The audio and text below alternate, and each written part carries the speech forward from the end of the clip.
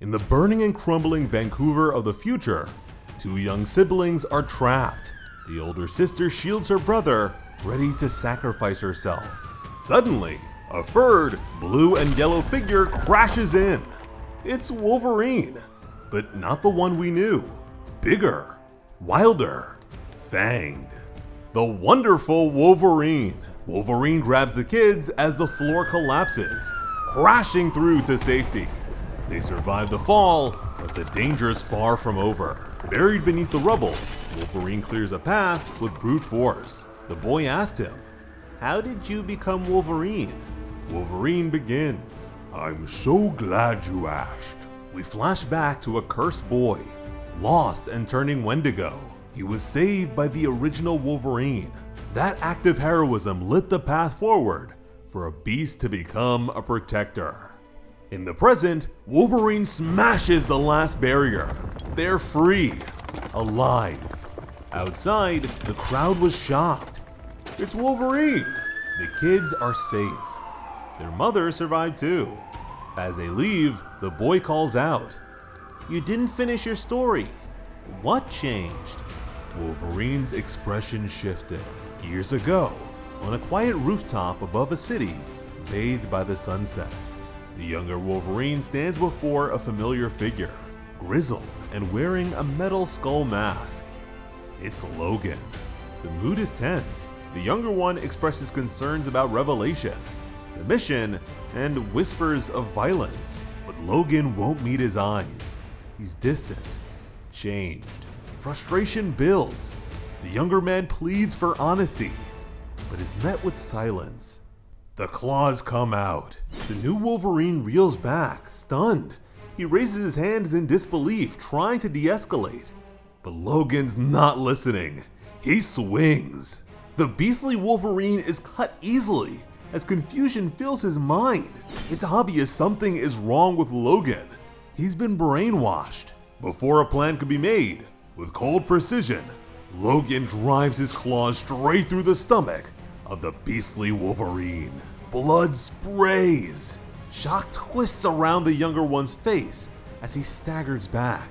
Logan shows no mercy. As the beastly Wolverine struggles to stay upright, Logan hurls him off the rooftop with a powerful throw. The furred figure plummets through the air, screaming as he disappears over the edge. Everything, their bond, their past, is shattered in an instant. The fall feels endless. Trees blur past as the beast plummets through the air. He hits the ground hard, carving a crater in the pavement. Bloodied and dazed, he lifts a trembling hand towards the sky and calls out the name of his old hero. Wolverine. In the present, the new Wolverine stares off, lost in memory. A firefighter snaps him out of it, checking if he's okay after all the smoke. He waves it off. The crew offers him thanks, even a beer, but he brushes it aside with a parting joke and a graceful leap. He disappears, rain-checking their gratitude. Night falls over Vancouver as the beastly Wolverine leaps across rooftops. Onlookers call out his name in admiration. He's a local icon now, no longer feared, but celebrated. He reflects on his journey, fleeing the bioweapon-ravaged East Coast, finding sanctuary in Vancouver, and being seen not as a monster, but a protector. The city gave him purpose, and he's not alone. Vancouver's become a haven for familiar faces. He arrives at his destination, a modest home with lights on. The door swings open to reveal a familiar face in an X-uniform, Kurt Wagner, aka Nightcrawler. Though older now and grounded, he welcomes Leonard like family. Leonard teases Kurt about the costume, surprised to see him suited up after stepping back to focus on family. But the tone is light and warm. Inside, Kurt's daughter rushes in, excited to see her favorite hero, not Nightcrawler. The home is full of warmth and playful jabs. Leonard is late for dinner, so the little girl gives him an earful. But even so, she's glad he made it. Dinner turns into a lighthearted battlefield. Leonard devours his food. Kurt watches with a smirk, comparing his appetite and table manners to Logan's. Although the resemblance hit a little too close to home there. Leonard somberly reflects, so much has changed. the world transformed by the X virus, old heroes lost or altered by revelation. Sometimes he forgets Logan is truly gone, but he carries the name anyway, because the world still needs Wolverine, even if he's not the original. Leonard's voice falters. It's not just legacy that haunts him, it's guilt. He recalls telling the kids earlier how he became Wolverine, but leaving out the hardest part. Logan almost killed him. He didn't tell them about fleeing the Revelation territories, or how he felt something inside him unraveling. The curse, the virus clawing back to the surface, feeling hunger again, the hunger to eat people. The little girl was stunned. Eat people? Kurt scoops her up fast, covering with a nervous laugh. A joke! Leonard forces a grin, playing along. But the moment was interrupted by an emergency alert. Kurt expects disaster, maybe another fire or monster on the loose. But no, someone had broken into Leonard's apartment. And with that, dinner was over. Leonard scales the side of his building. The window's open, but he didn't leave it that way. Inside, he crawls in low.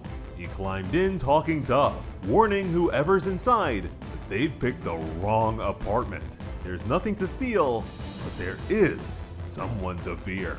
Then, a familiar voice cut through the tension. A woman stepped from the shadows, unimpressed by the mess or his growl. Leonard freezes. He thought she was dead. The intruder steps into the light. Vindicator. She's alive. And she didn't come for a reunion. She came with a purpose. A way to save Wolverine. On a roof, the two talk. Vindicator reflects on the city she once loved, now at risk of becoming another casualty of the Revelation Age. She warns of looming ruin if they fail to act. Rescuing Logan and saving the city are the same mission. She's been risking her life exploring Revelation territory for answers.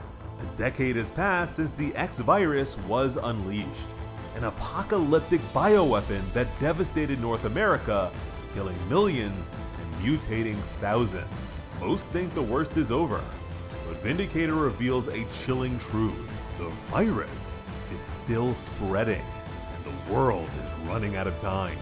Revelation, formerly Doug Ramsey, is seen as a mutant savior, but his sanctuary comes at a brutal cost. Opposing him brings consequences. The worst of those consequences happened to her husband, Logan.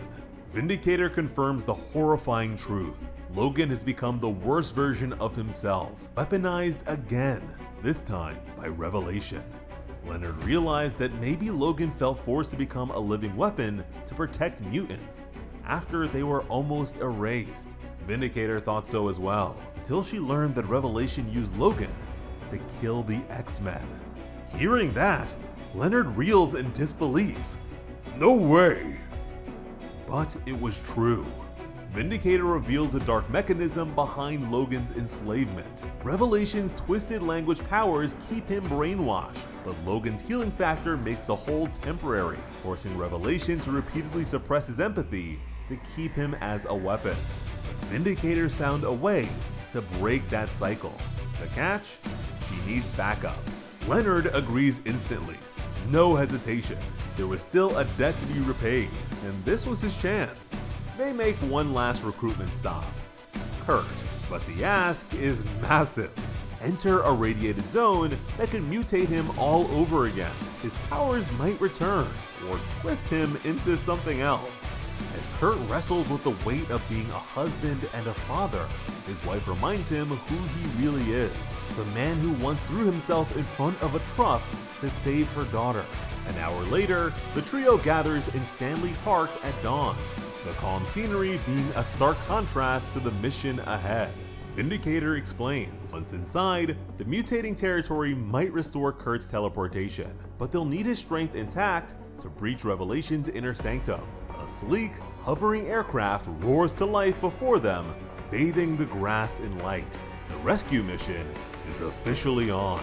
Eastern Canada is still reeling from the gene bomb, but it's nothing compared to the fallout blanketing the US. The closer they get to Philadelphia, the worse the contamination becomes. Inside the ship, tension builds. Heather warns Kurt that his painful remutation will begin almost instantly. Leonard's fate is murkier. His transformation into the Wendigo looms, and the viral atmosphere could bring it surging back. Meanwhile, Heather's suit was her only line of defense. Already at its breaking point, they enter the Revelation territory. Below them, the ruins of St. Louis, a haunting image of a land reclaimed by nature. Leonard stares out the window in disbelief. Soon after, the virus is spreading faster than expected. Contaminant levels have skyrocketed. Heather's hazmat suit struggles to keep up. Kurt confirms that he's already starting to turn blue again. Leonard's control begins to fray. Red mist coils around his head, voice whispering hunger and violence. Eat flesh! Eat flesh! He growls and fights back, but the Wendigo is clawing its way to the surface. Kurt, already mutating, tries to reach him, but Leonard lashes out. I'm fine! Seconds before a blast rocks the cockpit. They've been hit. Chaos erupts. The ship's under attack.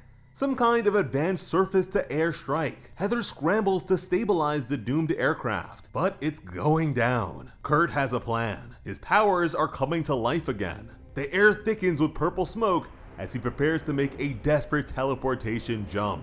In a burst of brimstone and fury, the trio teleports out just before the ship explodes. The team is alive and on the ground. They made it. A new threat stomps into view. Cyber, one of Wolverine's oldest, deadliest enemies, now leveled up and working for Revelation. He mocks the team, gloating about Logan being broken into obedience. When Cyber jokes about Revelation finally taming Logan, Leonard's rage boils over. Leonard explodes into action, charging Cyber with feral fury. But Cyber's no pushover.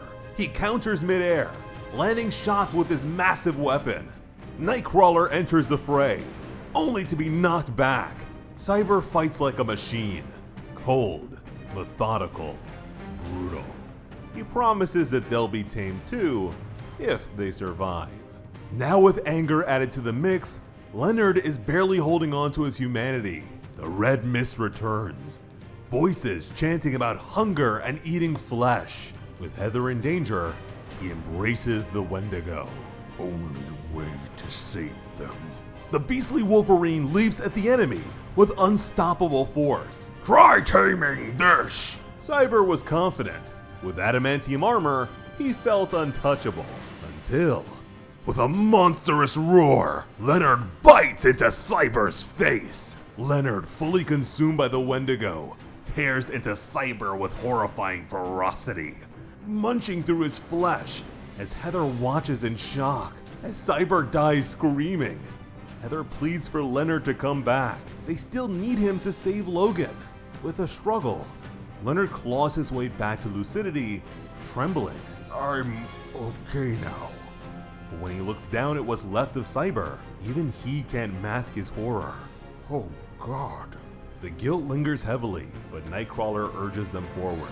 With the ship gone, it's up to him to teleport them the rest of the way there. Across time and cities, Cincinnati, Pittsburgh, Philadelphia. Each jump pushes Kurt harder. Heather notices something. The virus hasn't just reactivated Kurt's powers, it's supercharged them. Later, with Philadelphia's skyline in sight, they finally made it. Kurt collapses from exhaustion, barely able to speak. Leonard steadies him. Ahead, the twisted towers of Revelation's palace rise like a nightmare. Their final destination, finally in sight. Leonard recalls, this is where Logan nearly killed him. Heather deploys a stealth drone to scan the stronghold before infiltration. It'll take hours. They'll need rest. The real fight begins soon. 2 hours later, Leonard lies restless, plagued by the ever-present hunger of the Wendigo curse. A sound stirs him. He rises, tense, expecting an enemy, but it's Heather. She steps into the light, holding a weapon, the Muramasa blade, a sword so sharp that it can cut Wolverine in a way he can't heal. Leonard recoils, stunned. Why bring that along? Heather responds, because Logan is gone, because he's a weapon no one should be allowed to wield. Heather raises the blade. its crimson light bathing the rooftop. So, for his sake and for the world, I'm going to do the only thing I can do. I'm going to kill my husband.